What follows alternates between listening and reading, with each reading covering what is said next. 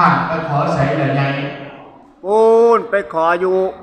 น้ำพระเวทปูนน้ำพระเวทเลยบอกแม่เจ้าก็หูยพอจากแล้วเพิ่นมีเนาะเพิ่นเป็นคนท่านได้ท่านนี้ไอ้คนไปขอน้ำพระเวทบอกดูกันหน่อยมีแต่นักปากตัวนั้นไม่ดีก็ธรรมดาได้เลยเด้อพักก่อนจึงได้ลุกโยโอเมตตาวันตั้งแต่ไปขอท่านสุกินกระจวนบ้าขอคนรับใส่ไผสิให้ยังจะไปไล่ตามทุกสิ่งยังพี่สิจวยนั่งนอนอยู่สบายอาจว่าเขาได้น้ำพี่สิตามกับเกศสิร้องเพลงให้ฟังเสียงหูบอมนอนอยู่ในมุงอมิตาละมันยงนาเมียใส่หัวเป็นกำก้อนหากเป็นเจ้าที่กันสิขึ้นปากก่อนงานอินทภาพจึงสิได้ยา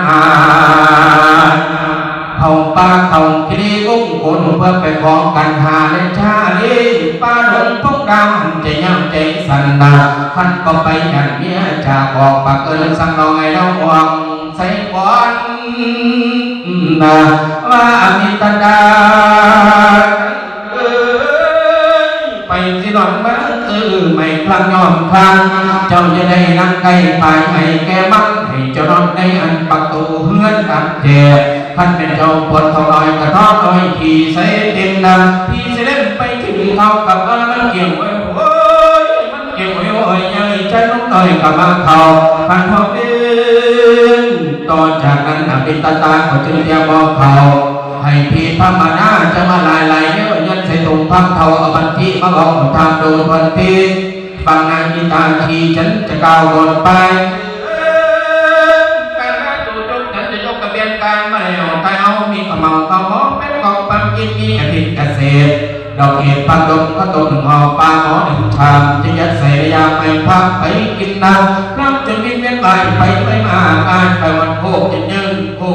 ในไตซ้ำบักแห้ง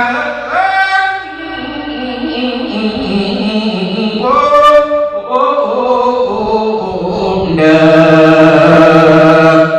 ก็มาสิมงจางเพลงเทหายังก็ไปกับป้าซ้ำเสียงพื้นพันขอจบกันหน่อยเด้อที่กาไม่อีกก่อนเก็บสิเก้าบุญตอนนาบาคาถาผูกนี้สิลงไว้โบราณนะต่อไปเป็นกันที่หกเด้อพอใหญ่ใหญ่กว่าของพันซื้อวังกันจุลพล35 ข้าทางยานนาเรียนเชิญเจริญพรจนเทียน